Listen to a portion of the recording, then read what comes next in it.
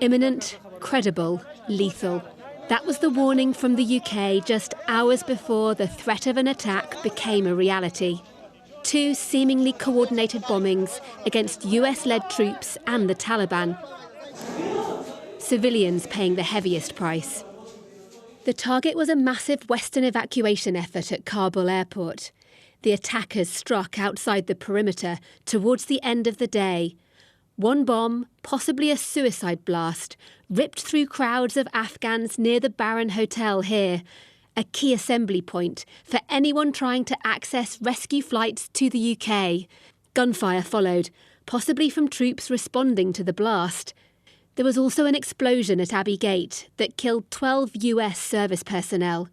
A suicide bomber is suspected of detonating themselves at or near an entry point where body searches take place. Afghans who've been using this sewage canal while waiting to be evacuated also exposed. The terrorist group Islamic State has claimed responsibility. Its Afghanistan affiliate, ISIS-K, is an enemy of the Taliban as well as Western powers. We're handing back the country to the very insurgency that we went in to defeat. But now we actually see that this insurgency that's wanted to take over the country can't control the country. And that's been illustrated by this devastating attack today. Terrorist groups now resuming what they do best, to cause harm, not just to the West in this case, but also to Afghans as well. So this is a very, very dark chapter that we now leave Afghanistan in.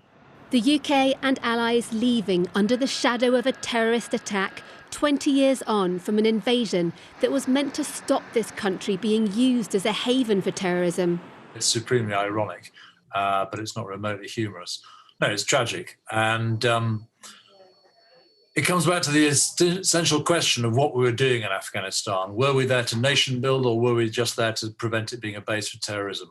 And the two come up with completely different answers. We've been trying to nation build for 20 years, and I think this shows the failure of that. No comfort for those left behind, like this former interpreter for British forces. His desperation to catch an evacuation flight meant he was willing to risk the terrorist threat at the airport with his family, including his 3-month-old daughter.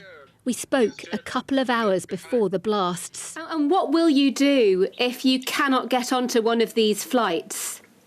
If I don't get to one of these flights, I will be lost, completely lost. So I don't have any idea where to go.